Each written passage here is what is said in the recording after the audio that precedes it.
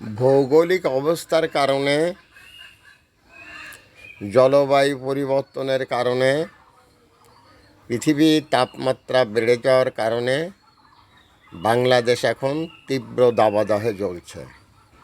আমি খালি গায়ে যে প্রোগ্রামটা করছি এইটা নিয়ে অনেক কথা হবে যে একজন স্যার মানুষ খালি গায়ে কথা বলছেন, ওনার আব্রু নেই। এই আব্রু সম্পর্কে আমার দুটি কথা। এই যে গরমের ভিতরে আমি কিভাবে আব্রু রক্ষা করব? এই গরমে যারা সরকারি জব করেন, যারা স্কুলে জব করেন, ছাত্রছাত্রী যারা আছে, আমাদেরকে যদি হিজাব পরানো হয়, এই গরমের ভিতরে হিজাব আমরা কিভাবে পরব? এই গরমের ভিতরে হিজাব নট সো অ্যাপ্রোপ্রিয়েট বলে আমি মনে করি। শুধু ধর্মীয় অনুভূতি নিয়ে চিন্তা করলে হবে না, যেটা সিচুয়েশনের এগেনস্টে ভাবতে হবে। কীরকম ভাবতে হবে? ভাবতে হবে এরকম, যেই গরমের ভিতরে আমরা শর্ট ড্রেস পরব, শর্ট ড্রেস পরে আমরা যে যার কাজ করব। এটা হতে পারে কোনো ফার্মারের কাজ, এটা হতে পারে কোনো ভ্যান ড্রাইভারের কাজ, এটা হতে পারে কোনো ডাক্তারের কাজ, এটা হতে পারে কোনো বিচারকের কাজ, এটা হতে পারে কোনো ছাত্রছাত্রীর কাজ। তাপমাত্রার সাথে সাথে সহনীয় অবস্থা রেখে আমাদেরকে ড্রেস পরতে হবে।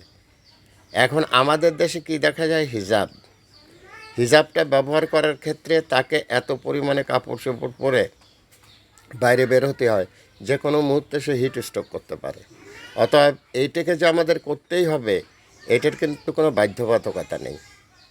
আর মাদ্রাসায় পড়া যে সমস্ত ছাত্রছাত্রীরা, আমার কাছে কিছু ছেলেমেয়েরা পড়ে, আমি দেখি ওরা সকালবেলা আমারও বললো যে আমরা এই মাদ্রাসায় যে পড়তে যাই, আমাদের এত পরিমাণে কাপড় চোপড় পরা লাগে, গরমের ভিতরে আমাদের অনেক কষ্ট হয়।